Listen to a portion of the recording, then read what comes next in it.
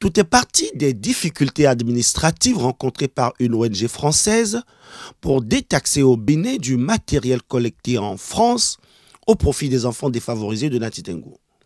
Afin d'éviter que l'association se décourage, Carlos Bossouvi décide de parcourir 6473 km pour collecter 1 euro, soit 655 francs par kilomètre au profit de l'organisation humanitaire. Ouais. Quand je parle du drapeau, ça fait longtemps. Parce que sur la route, pour éviter que les grands camions me cognent tout ça, je cherchais le drapeau du pays que j'accroche juste là pour que ça puisse donner de l'espace. Celui qui voit le drapeau de son pays ne va pas rentrer là-dedans. Donc des fois, les camions ils s'éloignent parce qu'ils voient tout simplement le drapeau. Donc je suis content aussi de trouver le mien tout en haut pêché.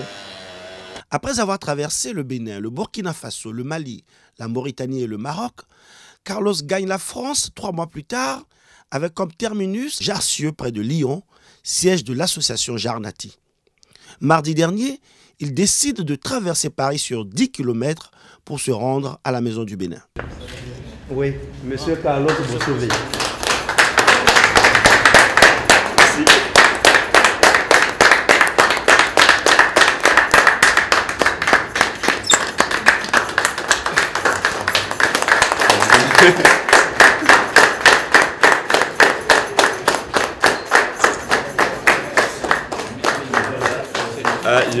Je suis vraiment ému par tous ces applaudissements. Ça me fait chaud au cœur de retrouver des visages du Bénin, si on peut dire. Je suis simplement ému, j'ai pas beaucoup de mots. Je vous dis merci pour l'accueil que vous me faites. Merci à vous. Au nom de tous les Béninois, donc ici en France, au nom de la République du Bénin, au nom du chef de l'État, le président de la République, Dr Thomas Béjaï, son gouvernement, je vous félicite et je vous dis merci. Bravo. Merci, monsieur. Bravo. Merci. Sensible à l'exploit de ce jeune compatriote, l'ambassadeur du Bénin en France a tiré les leçons de la réalisation de son défi. Le premier message, c'est cette capacité de dépassement de soi.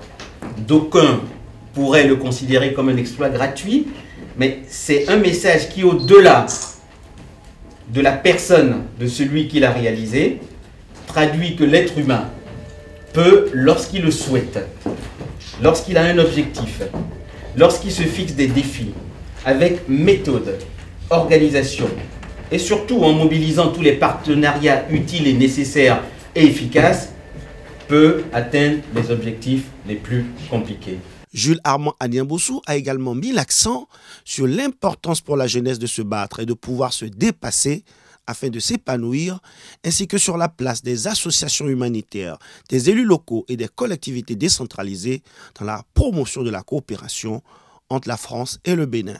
Le 22 décembre prochain, Carlos Bossouvi sera reçu par les autorités françaises au plus haut niveau.